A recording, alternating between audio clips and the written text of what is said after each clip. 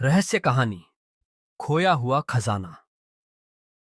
गांव के बाहर एक पुराना महल था जो कई सालों से सुनसान पड़ा था। गांव वाले कहते थे कि उस महल में एक खजाना छिपा हुआ है, लेकिन किसी ने भी वहां जाने की हिम्मत नहीं की। महल के बारे में कई अफवाहें फैली हुई थीं। कई लोग कहते थे कि वहां भूत रहते हैं, जबकि कुछ का मानना था कि खजाना सिर्फ एक मिथक है।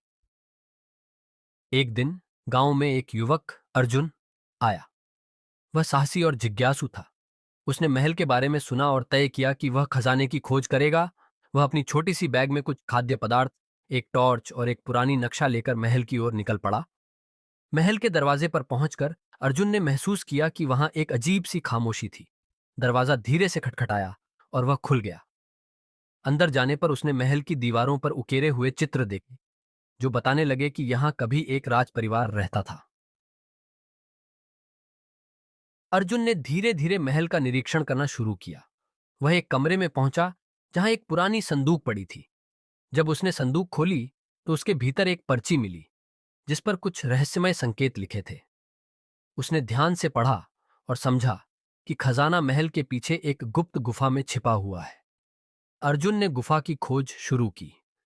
कुछ समय बाद उसने गुफा का मुंह देखा, जो झाड़ियों से ढका हुआ था। वह अंदर गया और वहां एक चमकता हुआ बक्सा पाया। जैसे ही उसने बक्सा खोला, अंदर सोने और चांदी के सिक्के, कीमती रत्न और पुरानी कलाकृतियां थीं। अर्जुन ने सोचा कि इस खजाने को गांव के लोगों के साथ बांट देना चाहिए। उसने खजाना गांव लाने का निश्चय किया। जब उसने गांव वालों को बताया तो वे सब हैरान रह गए।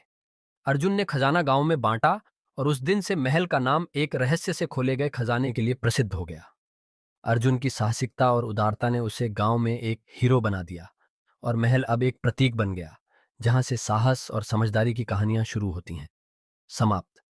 आपको ये कहानी कैसी लगी?